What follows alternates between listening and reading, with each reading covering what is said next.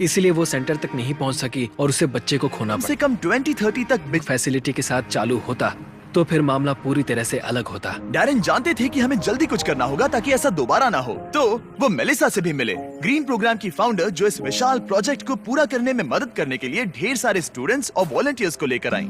जब मैं छोटी थी मैं मलेशिया में अपने परिवार से मिलने गई। वहाँ मैंने पहली बार समंदर देखा और समंदर तट से जुड़ी चट्टानों को देखा और तब मुझे पहली बार यह एहसास हुआ कि अगर हमें लोगों को प्रकृति की खूबसूरती दिखाने का मौका मिले तो ऐसा करके हम उनके अंदर ऐसा भाव जगा सकते हैं कि जिनसे वो भी प्रकृति की रक्षा करना चाहे। तो हमने अनिवार्य रूप से दुनिया भर से ऐसे छात्रों को लिया है जो सच में अच्छा प्रभाव डालने की परवाह करते हैं और आने वाली पीढ़ियों का परिचय दुनिया की खूबसूरती के साथ कराने में सक्षम होना ऐसा तरीका है जो वाकई में दुनिया को बेहतर जगह बना सकता है। संजय और मेलिसा से मिलने के बाद डैरेन काम करने के लिए और भी ज्यादा इंस्पायर्ड हो गए थे। हम सोलर पैनल्स और बैटरीज लगा रहे थे ताकि अस्पताल को बिजली मिल सके। साथ ही इस कम्युनिटी की सेवा के लिए हम उन्हें इक्विपमेंट्स दे रहे थे जिससे एक सेफ और मॉडर्न बर्थिंग सेंटर बन पाए।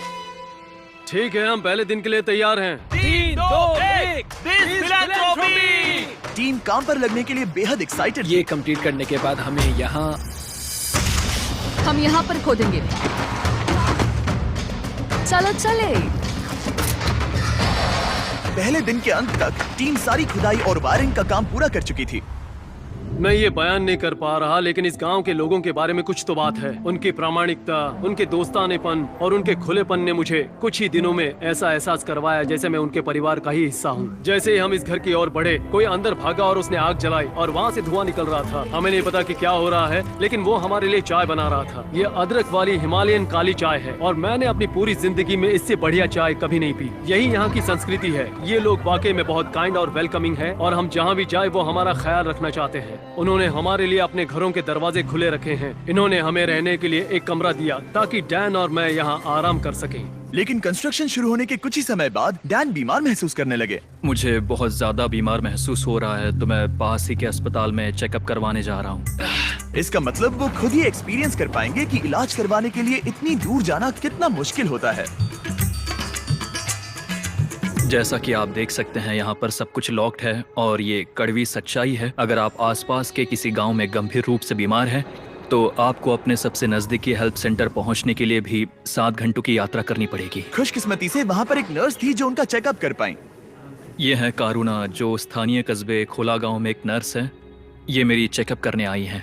लेकिन क्योंकि बिजली नहीं है इसीलिए वो सिर्फ बेसिक चेकअप ही कर पाई। वो इस नतीजे पर पहुंची कि डैन की तकलीफ है गाटी। हाँ, मुझे गाटी हुआ है जो एक दुर्लभ नेपाली बीमारी है। दरअसल ये मामूली सर्दी जुकाम है। लेकिन इतने बड़े कम्युनिटी के लिए अक्सर इससे भी ज्यादा सीरियस केसेस होते हैं जिनके लिए इमीडिएट और कॉम्प्रिहेंसिव ट्रीटमेंट की जरूरत होती है जो कि अवेलेबल नहीं है। इस प्रोजेक्ट पर सब कुछ निर्भर था। टीम पहले से ही दबाव महसूस कर रही थी, इसलिए जब तक डैन आराम करता टीम ने काम जारी रखा।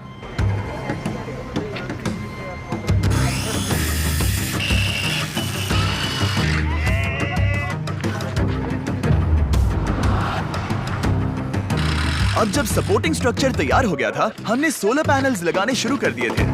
संभल के, हाँ, आराम से। खरीदकर संजय को सरप्राइज किया जिन्हें वो इस तरह के बाकी कम्युनिटीज को डोनेट कर सके। संजय, मैं तुम्हारे पास से 10 और बेबी बॉम्बर्स खरीदना चाहता हूँ और तुम इन्हें जिस भी हॉस्पिटल या कम्युनिटी में बांटना चाहते हो वहाँ बांट सकते हो। तुम्हारा बहुत बहुत शुक्रिया डैरेन। ये मेरे और मेरी टीम के लिए बहुत मायने रखता है। Thank you so much.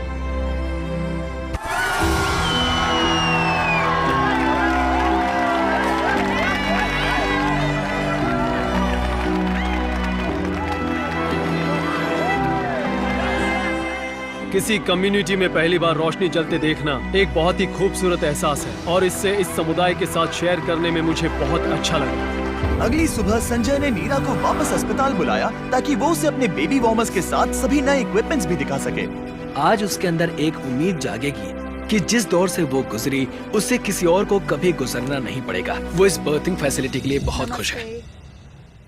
क्यों करते हैं। संजय से बात करने पर हमें पता चला कि भले ही वो नेपाल से हैं, लेकिन वो कभी एवरेस्ट पर नहीं गया और इस विशाल पर्वत को देखना हमेशा से उसका सपना रहा है। इसीलिए आखिरी सुबह हमने उसे एक सुनहरे मौके के साथ सरप्राइज करने का फैसला किया। हम एवरेस्ट के इतने करीब आए हैं तो वहाँ जाना तो बनता ही है। हम संजय को एवरेस्ट पर वहाँ तक ले गए जहाँ तक हेलीकॉप्टर हमें ले जा सकता है। हवा की कमी के कारण डैरन, डैन और संजय वहाँ सिर्फ 2 मिनट ही बिता सके, क्योंकि उसके बाद उन्हें ऑक्सीजन की कमी से हाइपोक्सिया हो सकता था। डैरेन और मैं आज तक कभी एक साथ इतनी ऊंचाई पर नहीं आए हैं। मुझे तो यकीन ही नहीं हो रहा। एवरेस्ट को देखकर संजय भावुक होकर अपने घुटनों पर आ गया। मैं बहुत खुश हूँ। यहाँ आना मेरे लिए एक सपने की तरह था।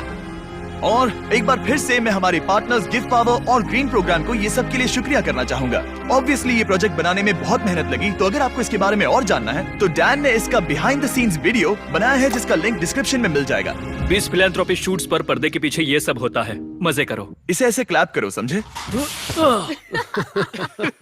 मैंने देखा है कि आप वीडियो खत्म होने से पहले ही चले जाते हो, तो इस बार बैकग्राउंड में कैट वीडियो चलेगा ताकि मैं बोलता रहूं और आप बस सुनते रहे। इस वीडियो से आने वाला एड रेवेन्यू और जनरल रेवेन्यू दोनों का 100% 20 फिलैंथ्रोपी को जाता है। तो इस वीडियो को देखने से ही आप लोगों की मदद कर रहे हैं। प्लीज जाकर और वीडियोस देखो और अभी के अभी सब्सक्राइब करो।